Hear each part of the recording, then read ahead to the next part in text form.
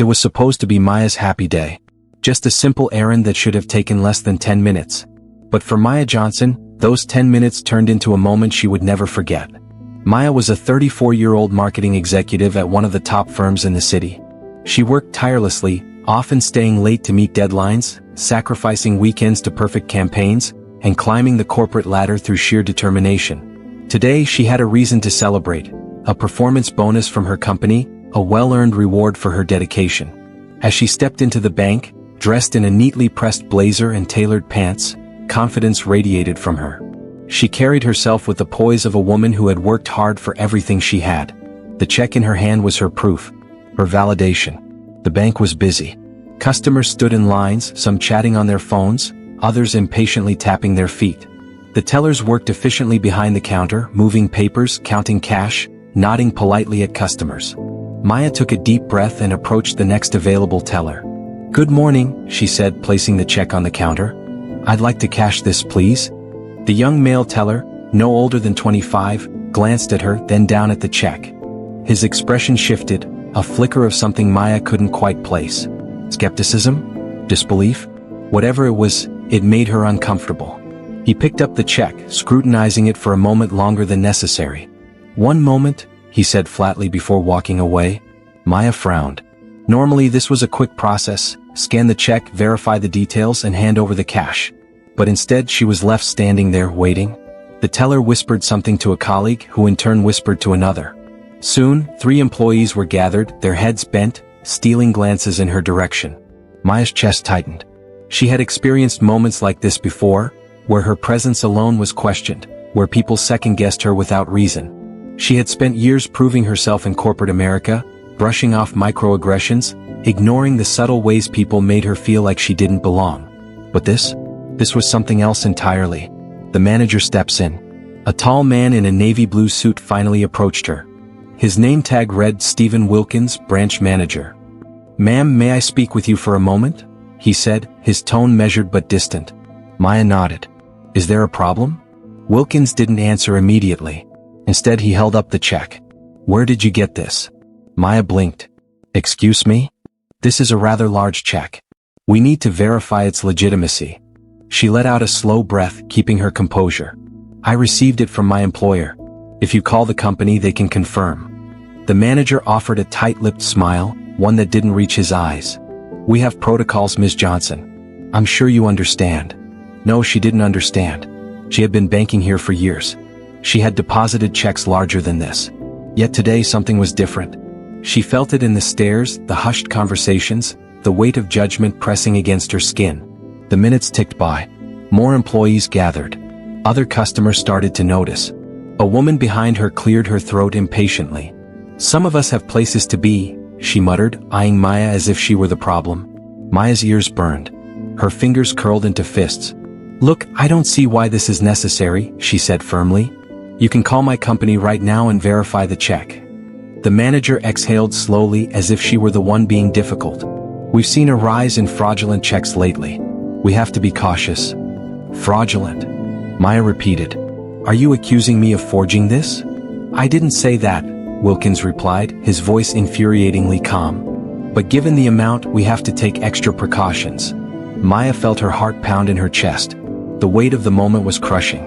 She looked around, searching for an ally, someone who would see the absurdity of this situation. But all she saw were blank stares. Suspicious eyes. Then the unthinkable happened. Wilkins turned to the security guard and gave a slight nod. The guard, a burly man with a thick beard, immediately stepped forward, placing a hand on his belt. "Ma'am, we might need you to step aside while we sort this out," Wilkins said, his tone making it clear that this wasn't a request. Maya's breath hitched. Step aside? For what? She had done nothing wrong. She wasn't a suspect. She was a customer. A hard-working woman who had simply come to cash her check. But none of that mattered, did it? Because to them, she wasn't a marketing executive. She wasn't a woman who had earned every dollar on that check. She was just another black woman. Another potential criminal in their eyes. A lump formed in her throat, but she swallowed it down. She refused to let them see her break. "No," she said, her voice steady. "I'm not stepping aside. Either you cash my check or I'm calling my lawyer."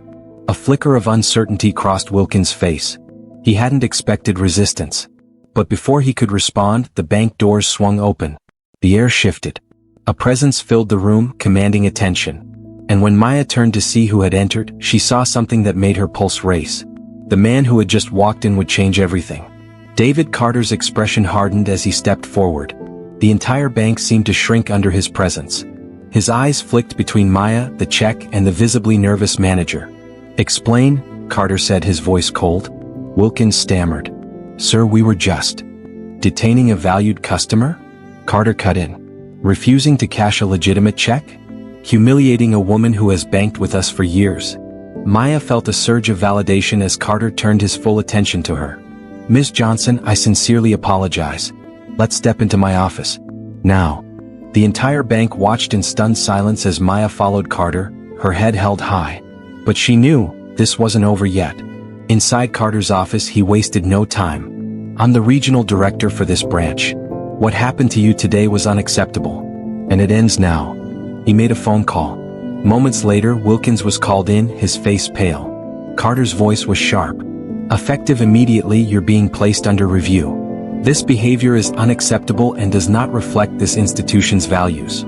Wilkins opened his mouth to protest but thought better of it. He nodded stiffly and left. Carter turned to Maya. "I don't expect you to forgive this, but I do expect you to hold us accountable. I'll be making sure this never happens again." Maya exhaled, the weight finally lifting. She left the bank that day knowing she had fought back. And won. Maya sat in her car for a long moment, gripping the steering wheel. Her hands trembled, not from fear, but from the weight of everything that had just happened. The humiliation. The stares. The unapologetic racism is thinly veiled as protocol. She had won a small battle inside that bank, but as she stared at her reflection in the rearview mirror, she knew the war wasn't over. With a deep breath, she unlocked her phone. Notifications flooded her screen. Texts from colleagues, friends, and family who had seen the viral video. The clip of her confrontation with the bank employees had already racked up thousands of views. The power of social media was on full display, and she had a decision to make. Would she let this moment pass? Or would she fight to make sure no one else had to experience what she did? Maya had always believed in justice. She had always spoken up when things were unfair. And today she had been given a platform, whether she wanted it or not. She opened Twitter and began to type. "Today, I went to my bank to cash a check from my employer. Instead of being treated like a customer, I was treated like a criminal. I was humiliated, questioned, and nearly removed by security, all because I was a black woman holding a large check. This isn't just my story. It happens every day. It has to stop. #BankingWhileBlack." She hesitated only for a moment before hitting send. Maya's post exploded. Within hours, thousands of retweets flooded in. People shared their own experiences of racial discrimination at banks, stores, workplaces, everywhere. Celebrities, activists, and journalists picked up her story. News outlets started reaching out for interviews. The conversation had shifted from one woman's experience to a national reckoning on financial discrimination. By the next morning, Maya's phone was ringing non-stop. CNN, the New York Times, NPR. Even international outlets wanted to speak with her. She barely had time to breathe before her inbox was flooded with interview requests and messages of support and hate. Yes, the trolls came too. They accused her of lying, of playing the victim, of pulling the race card. They dissected her salary, her job title, her entire life as if looking for proof that she didn't belong in that bank with a check that size. But Maya refused to let them shake her. One message stood out. It was from a woman named Angela Davis. Not that Angela Davis, but another black woman who had faced a nearly identical situation at a different bank 6 months earlier. She had filed a complaint. Nothing happened. Angela's message was short but powerful. "I tried to fight this alone. Maybe together we can do more." Maya felt something shift inside her. She wasn't alone. And maybe, just maybe, this moment was bigger than her personal fight. That morning, Maya made a decision. She wasn't going to let this go quietly. If this had happened to her, it had happened to others. And if she stayed silent, it would happen again. By the end of the day, she received a call from a journalist at a major news outlet. "Maya, we'd love to run your story." She hesitated. She wasn't sure if she wanted to be the face of this fight. But then she thought about all the people who had been through the same thing and had no voice. If she could prevent this from happening to someone else, it would be worth it. She agreed. Maya's story became national news. News channels debated the implications of racial bias in financial institutions. Activists called for reforms. The bank was forced to release a statement acknowledging the incident, though their words were carefully crafted to avoid direct responsibility. But the real pressure came when customers began withdrawing their money. The bank had underestimated the power of collective outrage. High-profile figures started speaking out. Even celebrities joined the conversation. One prominent business owner tweeted, "I refuse to bank with an institution that treats its customers this way. Moving my accounts today." The damage was undeniable. The bank stocks dipped as headlines screamed about their discriminatory practices. The pressure mounted until they had no choice but to take drastic action. Wilkins, the branch manager who had humiliated Maya, was fired. The bank announced a complete overhaul of their internal policies, including mandatory bias training for all employees. They reached out to Maya, offering a public apology and a settlement. Maya had a choice. She could accept their offer and walk away, or she could demand something bigger, but she chose the latter. Instead of just taking the settlement, Maya leveraged the situation to create real change. She partnered with civil rights organizations to push for legislation that would hold financial institutions accountable for racial discrimination. She helped develop a watchdog initiative where customers could report similar incidents and hold banks publicly accountable. And she didn't stop there. Maya realized she had a platform now, a voice people listened to. She started speaking at conferences, advocating for equity in corporate spaces. She worked with lawmakers to introduce stronger regulations against financial discrimination. Her life had changed completely. She was no longer just a marketing executive. She had become a symbol of resilience, a force for change. A year after Maya's fateful encounter at the bank, the world looked different. The #BankingWhileBlack movement had sparked nationwide policy changes. Several major banks had been sued, and financial institutions across the country were implementing new anti-discrimination training and policies. Maya and Angela had co-founded a nonprofit dedicated to fighting financial racism, providing legal aid and amplifying Black voices in the financial sector. Maya was no longer just another woman trying to cash a check. She was the woman who had changed everything. Maya sat in the bustling headquarters of the nonprofit she and Angela had built from the ground up.